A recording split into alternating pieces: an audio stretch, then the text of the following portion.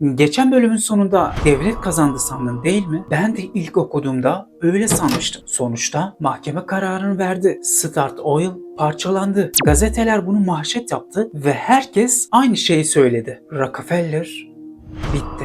Ama sana garip gelecek bir şey söyleyeceğim. Bazen tarihteki en büyük hata bir olayın sonucuna erken karar vermektir. Çünkü bu hikayede herkes mahkeme salonuna bakmıştı. Kimse mahkeme salonundan çıktıktan sonra ne olduğuna bakmıyordu. Ve işte tam orada Rockefeller'in en az konuşulan hamlesi başladı. Aradan 100 yıla yaklaşık zaman geçmesine rağmen ekonomi tarihçileri hala da aynı soruyu tartışıyor. Start Oil gerçekten parçalandı mı yoksa?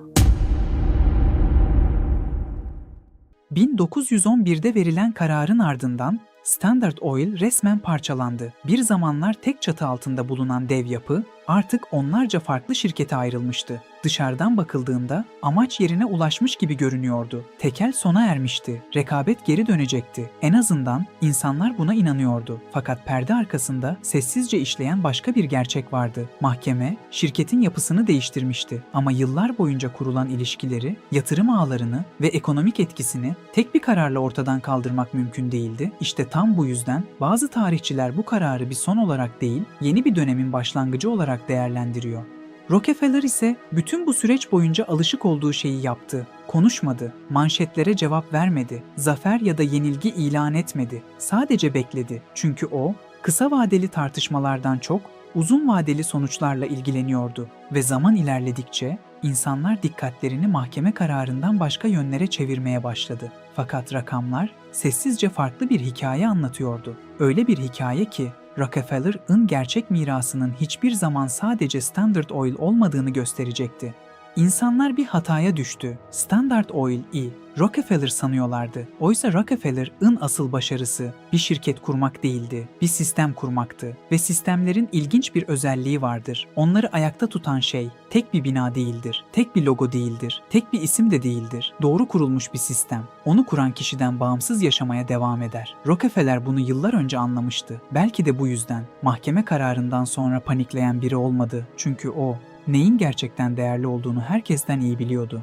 Mahkeme kararından sonraki yıllarda parçalanan şirketler faaliyetlerine devam etti. Petrol endüstrisi büyümeyi sürdürdü, enerjiye olan talep arttı ve Rockefeller'ın sahip olduğu hisselerin değeri de yükselmeye devam etti. İşte hikayenin en ironik tarafı buydu. Mahkeme şirketi parçalamıştı ama serveti ortadan kaldıramamıştı. Bugün bile ekonomi tarihçileri aynı soruyu tartışıyor. Bu dava gerçekten Rockefeller'ın yenilgisi miydi yoksa Amerikan iş dünyasının yeni bir döneme geçişi miydi? Belki de bu hikayede kazanan ya da kaybeden yoktu, sadece kuralları sonsuza kadar değişen bir sistem vardı.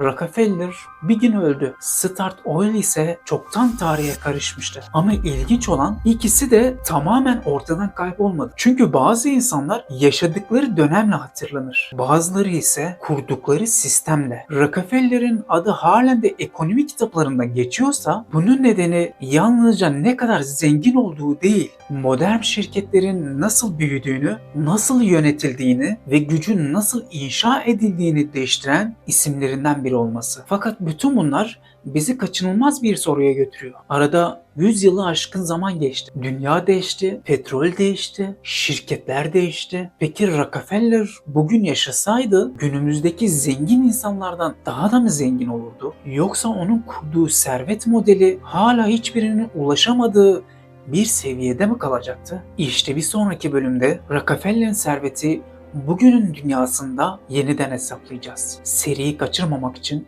abone olmayı unutma.